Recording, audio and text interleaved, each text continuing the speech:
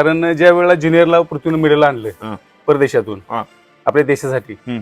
आणि त्यावेळेला मला पूर्णपणे आत्मविश्वास होता की पृथ्वीराज 92ला महाराष्ट्र केसरीला त्याच्या आदल्या वर्षी 92ला महाराष्ट्र केसरीला गोल्ड आहे पृथ्वीराज 92 किलो वजन 92 किलो वजन गटात. बरोबर. हा त्यावेळेला मला बऱ्याच कोचेसनी सांगितलं किंवा माझ्या मार्गदर्शकांनी सांगितलं की पृथ्वीराजवर चांगलं लक्ष ठेवा. पुढल्या वर्षी येत्याला भविष्यात पुढल्या 1-2 वर्षात 100% हा महाराष्ट्र केसरी गदा खांद्यावर घ्या आणि आपल्या कोल्हापूरचं पांग फेरेल. म्हणजे तुमच्याकडून राहिलेलं अपुरं स्वप्न हो. ते त्याने पूर्ण केलं, ह्याचा तुम्हाला सार्थ अभिमान आहे. सार्थ अभिमान आहे. आता पुढचं प्लॅनिंग काय आहे तुम्हाला त्याच्याकडून? पुढचं प्लॅनिंग आहे बरंच, कारण आता त्याचं वय अजून कमी आहे. म्हणजे 2028चं ऑलिम्पिक आपल्या महाराष्ट्राच्या पैलवानाने नेतृत्व करावं. म्हणजे 1952 साली हेल्सिंकी ऑलिम्पिक मध्ये खाशाबजाराने पदक आणलं होतं, तसं एक पदक पृथ्वीराज कडून तुम्हाला अपेक्षित आहे. आणि तो 100% करेल, कारण मी आता मैदानामध्ये ज्यावेळी जातो पृथ्वीराज पाटलांची कुस्ती बघतो, ती कुस्ती खेळताना त्यांचं कौशल्य बघतो, त्यावेळी 100% वाटतं की हा ऑलिम्पिक मध्ये जाईल.